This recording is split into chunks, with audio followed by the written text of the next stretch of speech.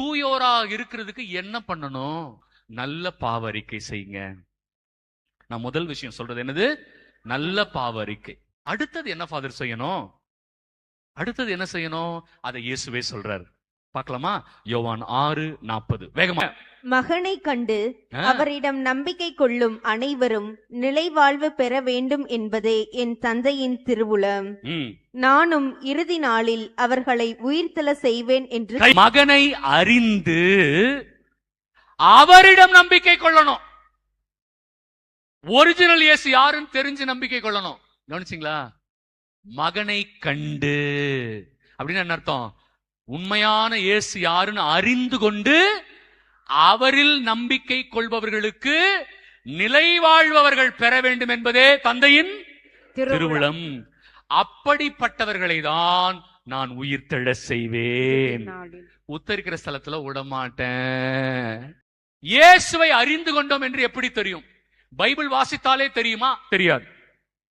நீங்கள் இயேசுவை அறிந்து கொண்டீர்கள் என்று உங்களுக்கு எப்படி தெரியும்? பைபிள்ல அதுக்கு ஒரு பாயிண்ட் இருக்கு இல்லையா? வாசிக்கலாமா?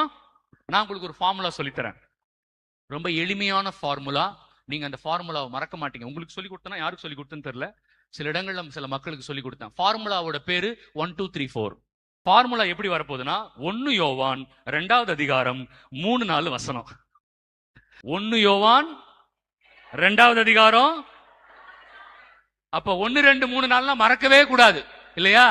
ஒருவர் இயேசுவை அறிந்து கொண்டார் என்று எப்படி தெரியும்? வாசிங்க.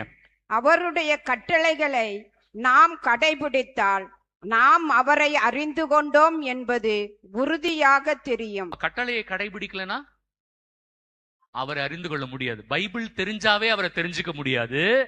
பைபிளை கடைபிடித்தால்தான் அவரை அறிந்து கொள்ள முடியும். அவரை எனக்கு தெரியும் என சொல்லிக்கொண்டு, இதுலதான் நம்மள முக்காவாசி ஆளுங்க இதுலதான் இருக்காங்க. யாராவது அவரை எனக்கு தெரியும் என சொல்லிக்கொண்டு அவருடைய கட்டளைகளை கடைபிடிக்காதோ, அவருடைய கட்டளைகளை கடைபிடிக்காதவர்கள் பொய்யர். உண்மை அவர்களிடம் இராது. உண்மை அவர்களிடம் இராது. கையில பைபிள் வச்சிருக்கிறதுனால இயேசுவை தெரிஞ்சுக்க முடியாது. பைபிள் வாசிக்கிறதுனால இயேசுவை தெரிஞ்சுக்க முடியாது. பைபிள் வசனங்களை கடைபிடித்தால் மட்டுமே நீங்கள் இயேசுவை அறிந்து கொண்டீர்கள் என்று உறுதியாய் உங்களுக்கு தெரியும்.